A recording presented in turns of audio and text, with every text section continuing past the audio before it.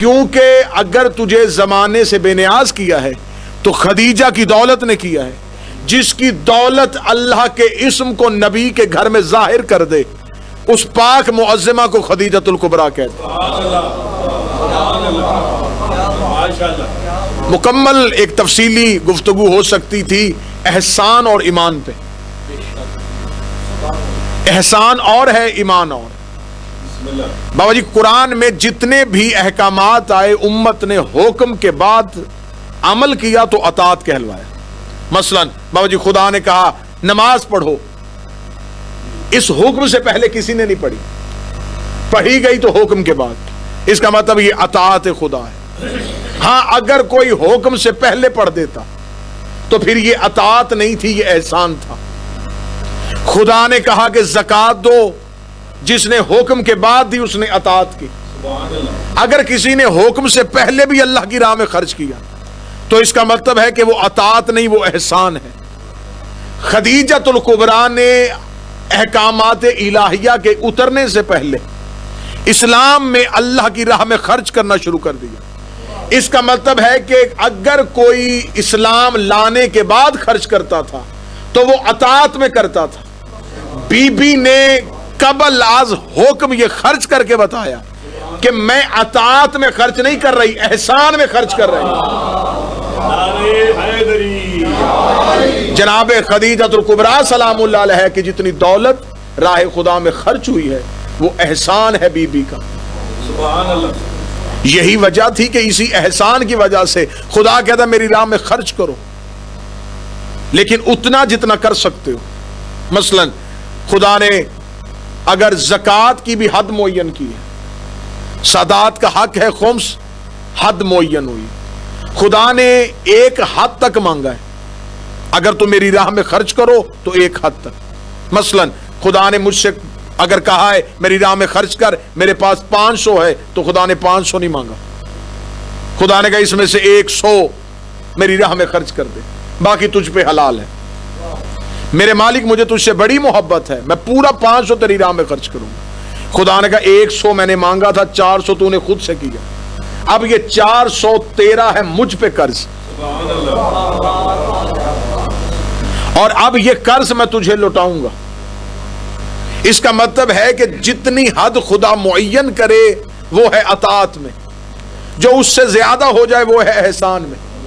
Be be Khadija نے دولت خرچ کی ہے احسان کر کے، احسان بن گیا قرضہ، قرضہ توحید کے سر پہ رہا۔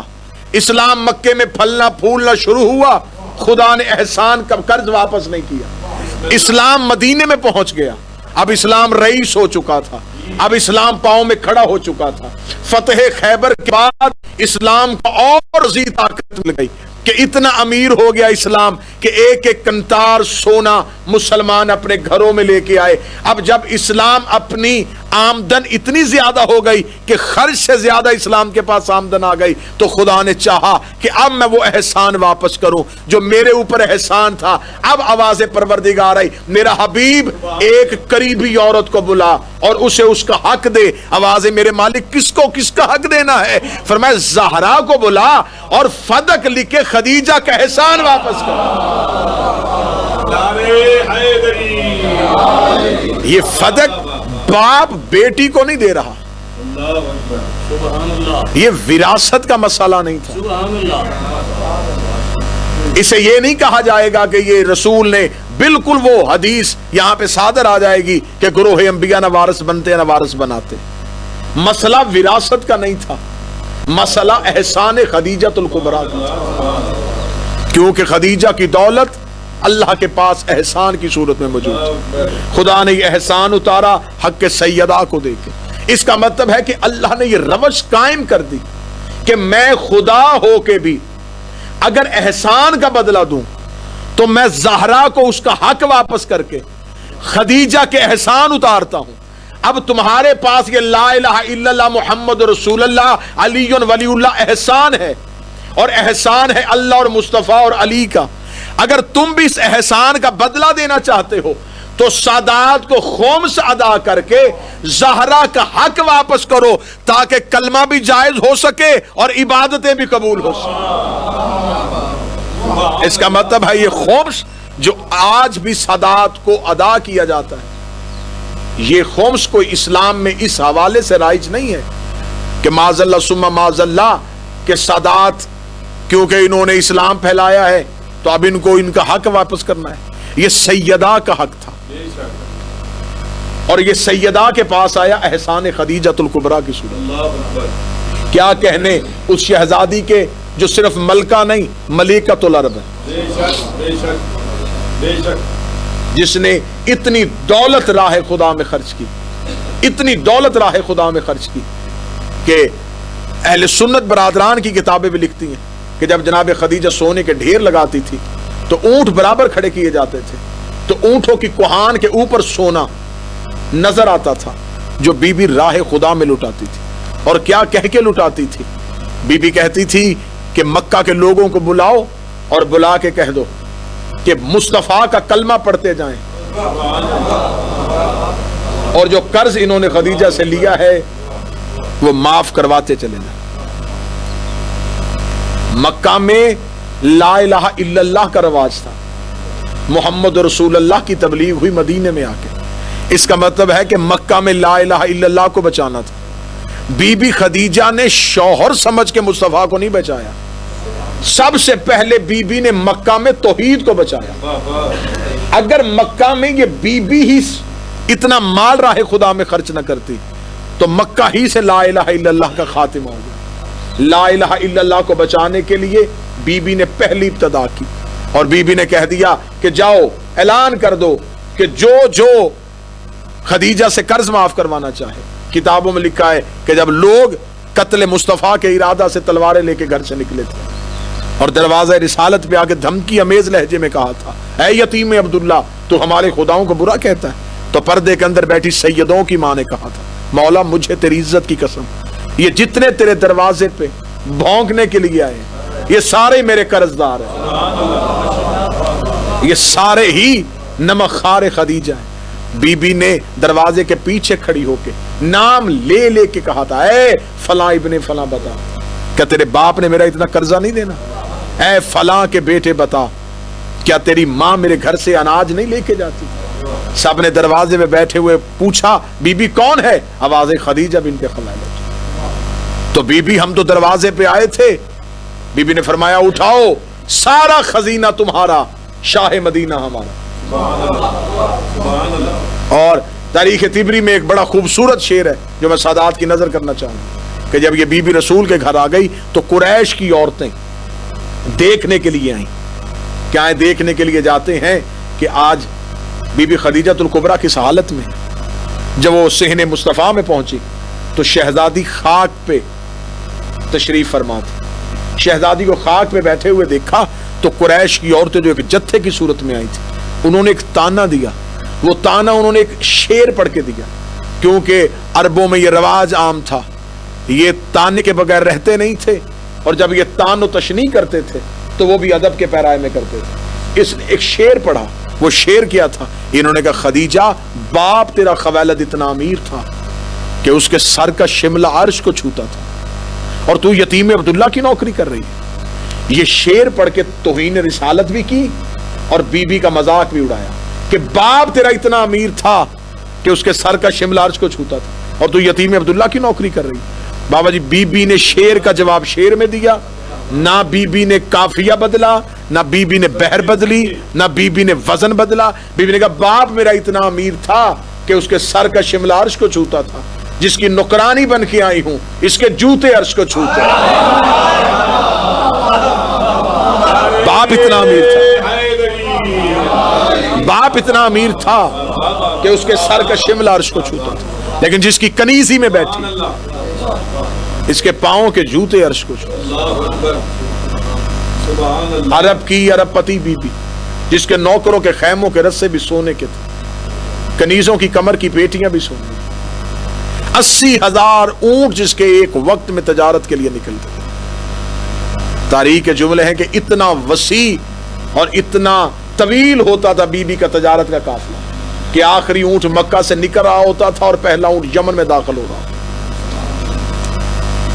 اتنی لمبی تعداد میں शहजादी के ऊंट तजारत के लिए निकलते थे। और क्या कहने एहसान जनाब खदीजतुल कुबरा सलवातुल अलैहा के पैगाम अकद भी बीबी के हाथ से गया। शादी का पैगाम बीबी ने अपने हाथ से दिया। 25 साल की उम्र मुबारक थी रिसालत माप की जब ये शहजादी बीबी के अकद में आई, और 25 साल तक बीबी रसूल के घर में रही, यानी कि 50 साल नबी की ज़ाहरी जिंदगी गुजर गई इस शहजादी के साथ, और फिर अगली 63 साल की जिंदगी में 13 साल बचे। फिर उन 13 सालों में 9, 10 या 12 बीबी। जितनी देर शहजादी रही सिर्फ वाहिद रही, और उस दौर में रही जब अभी नमाज भी का भी हुक्म नहीं आया, रोजा भी वाजिब नहीं हुआ, ज़कात का हुक्म भी नहीं आया। यानी कि अगर इसको कैलकुलेशन के एतबार से देखा जाए तो 25 साल का दौर रसूल ने सिर्फ एक ज़ौजा के साथ गुजारा, और फिर अगले जो रिसालत माप के 10 साल का दौर है, उस 10 साल में कई अज़वाज हैं जो नबी की जिंदगी में आती है, लेकिन उन 10 सालों में 80 गज़वात भी हैं जिनके लिए पैगंबर को अपने शहर से भी जाना पड़ा, और इन 10 सालों में नमाज भी है, इनमें रमजान के रोजे भी हैं। इन सारी इबादात को निकाल के और गज़वात को निकाल के देखा जाए तो मेरा ख्याल है कि एक बीवी के हिस्से में दिनों के एतबार से लम्हे हैं। जिनके हिस्से में दिन आए मुकाबला उसके साथ जिसने 25 साल नबी का साथ गुजारा। मुसलसल रिसालत माप के साथ शब रोज गुजरे शहजादी। और एक बड़ा खूबसूरत जुमला है, मैं शहजादी के उन्वान से जब भी गुफ्तगू करूं कि जब रिसालत माप पहली वही के बाद घर आए तो ये तो अहले सुन्नत किताबों में, हत्ता कि सिलेबस की किताबों, नसाब की किताबों में लिखा हुआ कि रिसालत माप ने कहा कि ज़म्बिलूनी, खदीजा मुझे चादर उड़ा दे। बीबी ने चादर उड़ा दी। चादर उड़ाई है तो फौरन जबरील ने आके कह दिया या अय्युहल मुदस्सिर, ऐ चादर ओढ़ने वाले। क्या कहने माँ और बेटी, माँ चादर उड़ाए तो फिर भी आयत आती है, बेटी चादर उड़ा दे तो फिर भी आयत आ जाती है। खूबसूरत जुमला जो मैं आपकी बारगाह में हदिया करने लगा हूं, सादात और मातमियों की बारगाह में, कि जब रिसालत माप को चादर उड़ाई तो रिसालत माप ने पूरा, ये अहले सुन्नत किताबों में वाकया लिखा हुआ है, मैं वहीं से लेके पढ़ने लगा हूं कि रिसालत माप ने एक जुमला कहा, फरमाया कि अभी अभी मैं गार से वापस आया, वहां एक फरिश्ता आया, उसने मुझे कहा है इकरा पढ़िए। ये अहले सुन्नत किताबों में एक जुमला शान बीबी में लिखा है। उन्होंने ये कह के कि बीबी हैरान नहीं हुई कि वो कौन फरिश्ता था, बीबी हैरान हुई। बीबी ने आगे से जो पहला जुमला फौरन कहा बरजस्ता, बीबी ने कहा आप हैं इस लायक कि आप पे फरिश्ता उतरे। ये जुमला बीबी के ईमान की तकवीयत बता रहा है कि शहजादी खौफजदा नहीं हुई अहले सुन्नत किताबों की नजर से भी। बीबी ने कहा आप हैं ही इस लायक कि आप पे फरिश्ता उतरे, आप हैं इस काबिल कि आप वही के अमीन बने। इतनी इज्जत वाली शहजादी, लेकिन इतनी इज्जत, इतने वकार के बावजूद 3 साल शेब अबी तालिब में कैदी रही। यकीनन मेरी भी कोशिश थी कि मैं अपने बिरादर से जनाब खदीजतुल कुबरा के मुफस्सल मुसाहिब सुनता हूं, लेकिन ताखीर की वजह से अगर शहजादी के दर्द मेरे हिस्से में आए, ये वो गम गुसारे मुस्तफ़ा है कि 3 साल मुसलसल शेब अबी तालिब में रह के इतनी कमजोर हो गई थी मेरी शहजादी कि एक जुमला है किताबों में, शायद वो अकीदे के बरखलाफ हो, लेकिन बाज़ औक़ात हमें रवायात लेने के लिए आखिर कुतुब की तरफ ही रुजू करना पड़ता है कि शेब अबी तालिब में मुसलसल पत्ते खाने के बाद शहजादी की रंगत सबज हो चुकी थी। इतनी नहीफ और इतनी कमजोर हो गई बीबी कि बीबी दीवारों का सहारा लेके चलती थी। बिल्कुल आखिरी लम्हात है बीबी के, जब रिसालत माब हुजरे में आए तो जमीन पे हाथ रख के शहजादी एहतराम मुस्तफा के लिए उठने लगी। बीबी के उठने से पहले नबी जमीन पे बैठ गए, अपने दोनों हाथ शहजादी के हाथों पे रखेगा, मादर ज़हरा सारी जिंदगी अदब में खड़ी हुई, सारी जिंदगी तूने बड़ा एहतराम किया, लेकिन ऐ فاطمہ کی ماں، اب آپ کا بدن بڑا ضعیف ہو چکا، اب آپ میں وہ طاقت نہیں رہی، اب آپ میرے احترام میں اٹھیے نا۔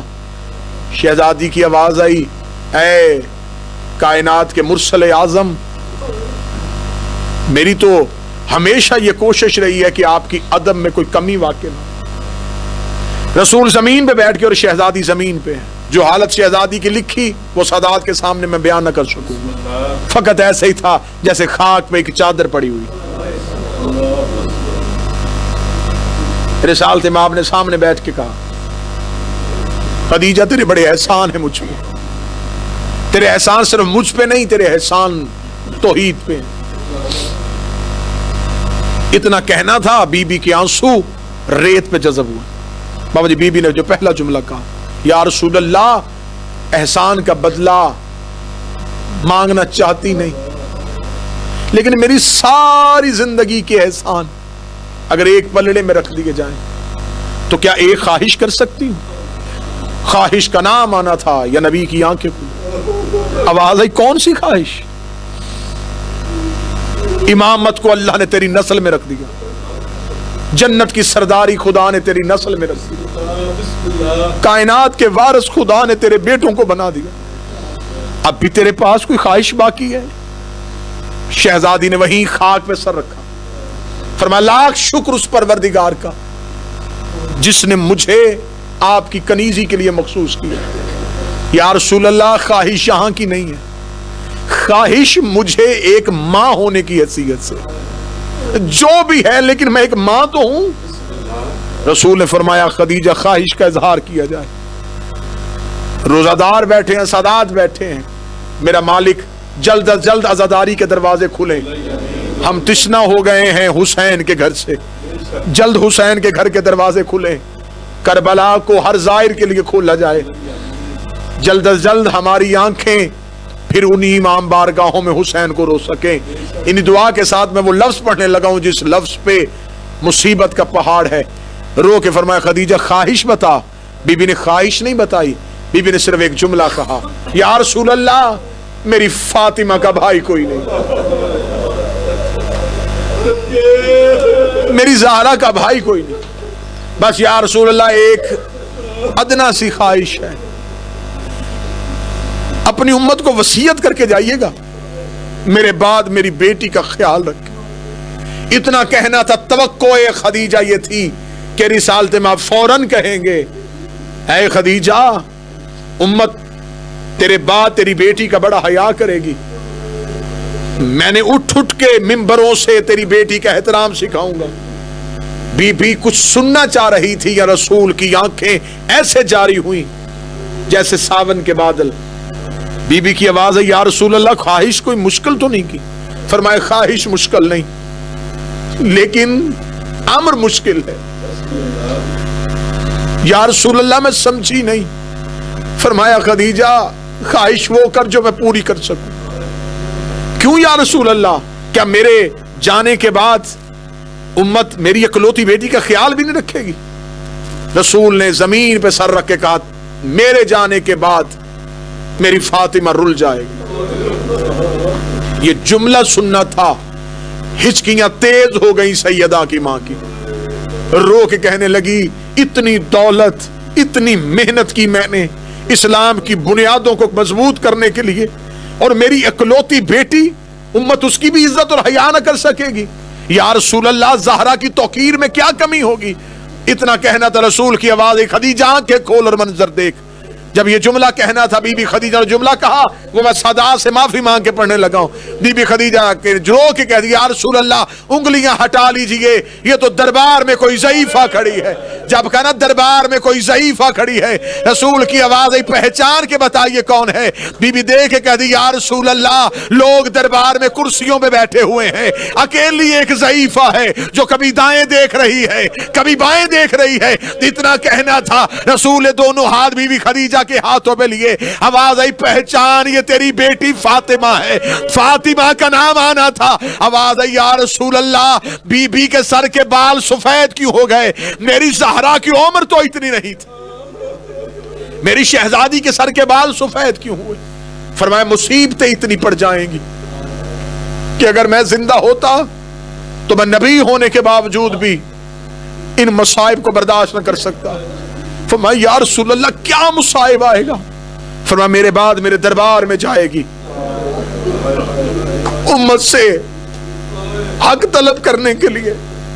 حق کا نام آنا تھا، چھوٹی سی زہرا کو اٹھا کے سینے سے لگا کے کہتی ہے میرے بعد کچھ نہ مانگنا. رسول کی آواز ہے نا خدیجہ یہ مانگے گی، اس کی صدائے غربت استغاثہ بن کے ابھرے گی، یہی تو زمانے میں انقلاب برپا کرے گی. بی بی رو کے کہتی ہے اچھا دربار سے حق نہ ملے گا تو میری شہزادی اس درد کو برداشت نہ کر سکے گی. بس سادات مجھے نوکر سمجھ کے اگلا جملہ معاف کیجئے گا اور اسی پہ دعا ہو جائے. رسالت مآب کی آواز آئی خدیجہ اب ذرا دیکھیے گا. جب کہا نا اب ذرا دو انگلیوں کے درمیان دیکھیے، بی بی خدیجہ نے جو جملہ کہا وہ درد کا پہاڑ جگر چیرنے کے لیے ہے.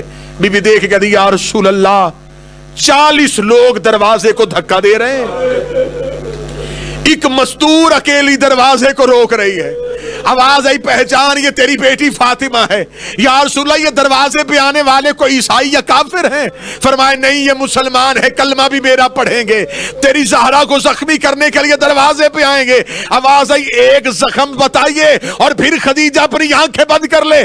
آواز آئی خدیجہ اب انگلیوں کے درمیان دیکھ. رو کہتی یا رسول اللہ انگلیاں ہٹا لیجئے، میری زہرا دروازے کے نیچے ہے، لوگ صحن میں ہیں. رو رو کے کہہ رہی ہے بابا تیری زہرا شہیدہ ہو گئی. اللہ لعنت اللہ القوم الظالمین وسيعلم الذين ظلموا منقلب یا محمود بحق محمد یا اعلی بحق علی یا محسن بحق الحسن یا کریم الاحسان بحق حسین علیہ السلام یا فاطر السماوات والارض بحق فاطمہ الزہراء صلوات اللہ. میرے مالک میرے خالق تجھے واسطہ آل محمد کی عزت و عصمت و طہارت کا. میرے مالک یہ مکمل اشرائے مجالس جو بعنوان ولایت امیر المومنین عزاداری حسین اور حرمت سادات کے حوالے سے ہوتا، میرے مالک اس تمام اشرا کی تمام مجالس آپ کی بارگاہ میں، سیدہ کونین کی بارگاہ میں اور بالخصوص ولی العصر کی بارگاہ میں شرف قبولیت عطا فرما. میرے مالک ان مجالس کا بہتر سے بہتر اجر عطا فرما. میرے مالک جتنے بھی اس عزم، جتنے بھی اس پیغام، جتنے بھی اس اعلان غدیر کے داعی ہیں میرے مالک جو دنیا چھوڑ کے چلے گئے، بالخصوص مخدوم بابا سید نزاکت حسین شاہ صاحب، شہید ملت علامہ ناصر عباس صاحب، جناب عمران مرتضیٰ کے والد محترم جناب آفتاب شاہ جی، ان کے خانوادہ، ان کے والد محترم، میرے مالک ان تمام کے درجات میں اضافہ فرما. واسطہ محمد و آل محمد کی عزت و عصمت و طہارت کا، وہ تجدید عہد جن پہ وہ قائم رہے میرے مالک ہمیں اس پہ استقامت نصیب فرما. میرے مالک تحریک تحفظ ولا و ازا حرمت سادات کے ان تمام بزرگان سادات کا سایہ قوم کے سر پہ سلامت فرما. میرے مالک واسطہ محمد و آل محمد کی عزت و عصمت و طہارت کا، دنیا جس وبا کا شکار ہے میرے مالک اس وبا سے ہر علی ولی اللہ پڑھنے والے کو محفوظ و مامون فرما، ہر عزادار شبیر کو محفوظ و مامون فرما. ہمیں ان سخت سے سخت